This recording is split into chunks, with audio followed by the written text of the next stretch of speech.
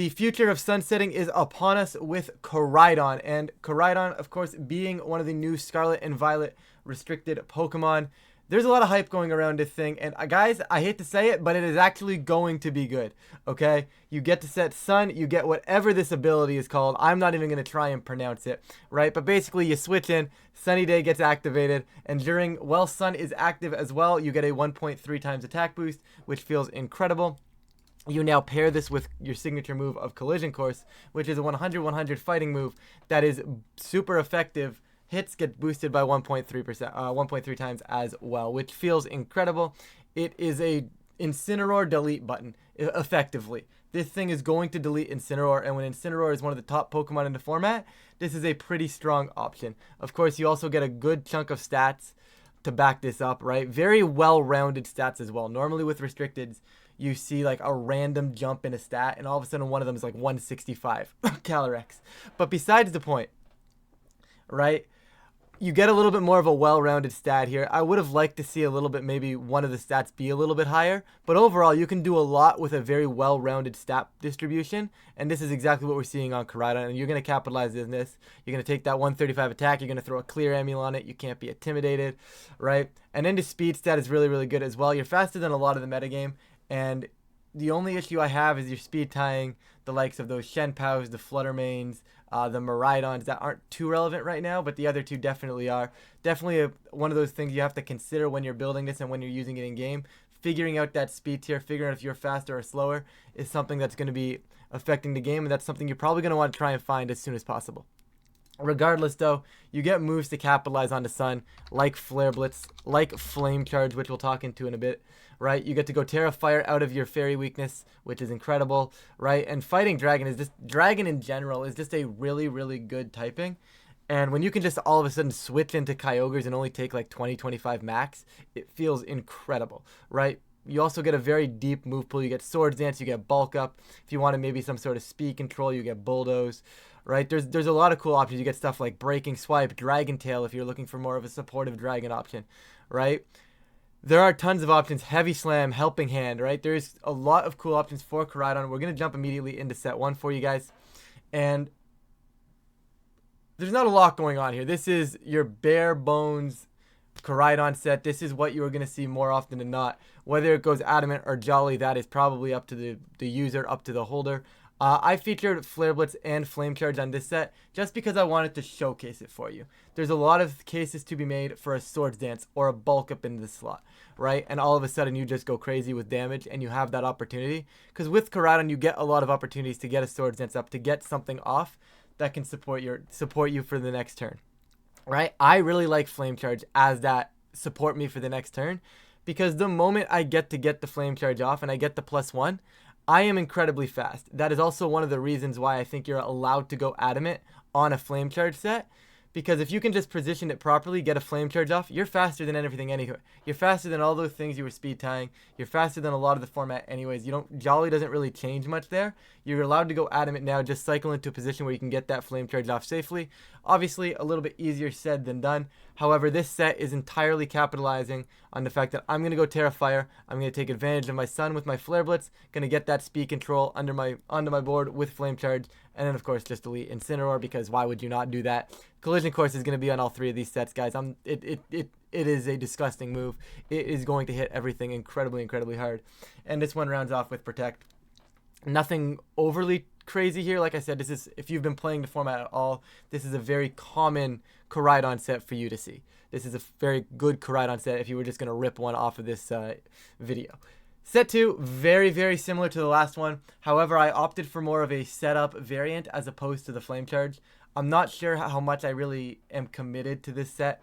I don't know if I love it entirely, because I really do think Flame Charge has a ton of advantage and a ton of positive sides for you. However, I think if you are going to opt for something like a Swords Dance or the Bulk Up variant, I would recommend going Jolly, because then worst case scenario, you are speed tying that Fluttermane if Sun happens to go down. You're speed tying those Shenpaos, right? I can get the +2 and it's not all of a sudden, oh, they brought in the Fluttermane and the last turn of Sun, even if I protect here, I'm just going to be slower because I'm Adamant, right? But because I'm Jolly, if I Swords Dance up, they bring in Fluttermane in the endgame and then I protect, Sun goes down, all of a sudden I'm in a spot where oh, okay, worst, it's not the ideal position to be in. I've got to play a speed tie, but at least it's a speed tie, and I'm not just getting completely outsped, right? So I think there's something to be said if you are running a bulk up variant or a Swords Dance variant. Something to do with setup here. I think Jolly makes a lot of sense because you have the ability to just go fast. It was very similar to the Gouging Fire Shenpao teams. That Shenpao on those teams would tend to like to go Jolly because worst case scenario, you were speed tying, right? Do you get a decent buff to your attack from Adamant? Absolutely. But being Jolly and knowing that speed tier, knowing worst case scenario, it is a speed tie, is something that you can know and something that you can use to pilot the game around in a little bit of an easier fashion because they don't know the speed tier where you will know the speed tier, right? And that feels very, very strong. Now, set 3 is something a little less popular, but I think it's something that likes to be talked about or that should really be talked about here. And the concept is going to be AV Koraidon. And I don't know, maybe I'm just addicted to the Assault Vest item. It is my favorite item in the game. However, you're allowed to get to -1 with a Koraidon, because Collision Course still one-shots Incineroar. I made sure of that. That's what the 196 Adamant attack is. Collision Course will be one-shotting those Incineroars despite being at -1, which feels incredible. With the spread, you're also living Astral Barrage from Life Orb Calyrex. It becomes a 3-hit, not a 2-hit. So there's a lot of pluses when you can run AV Koraidon because you take that middling special defense stat, which isn't bad at all, but it's definitely considered middling when you compare it to the rest of your stats, right? And you kind of patch that up a little bit. You get to take advantage of the sun for Flare Blitz, Flame Charge, right? You get to bully down those physical attackers with some breaking swipes, kind of keep your longevity on the field a little bit longer. This could actually be like a drain punch if you wanted to maybe like really talk about sitting on the field for a little bit longer. I think that's a cool option. Not necessary, but I think breaking swipe is also cool. And then like you still have your collision course for massive damage output. Maybe this is something you do pair with like a howl from a gouging fire. I could definitely see that being like popular. However, then you're doubling dragons, which may not be solid, but in general, this spread feels really, really cool. I think it's experimental, but I think it's very, very strong. Right? You just get to live things that you may not normally live, right? Because that Calyrex being faster than you is a very big concern, right? However, now they go Astral Barrage, you take less than half. You click Flame Charge if you want to get speed control for later, then you're faster than them and you can take them out. Or you can click just Flare Blitz or Terrifier Flare Blitz and just absolutely remove them from the field, and then you don't have to care about it anymore, right? But I don't know, it's cool, right? There's a lot of options for you here. You get to go Flame Charge, you get your speed boost up. You get basically a mix of both sets. The only thing you don't get is your setup.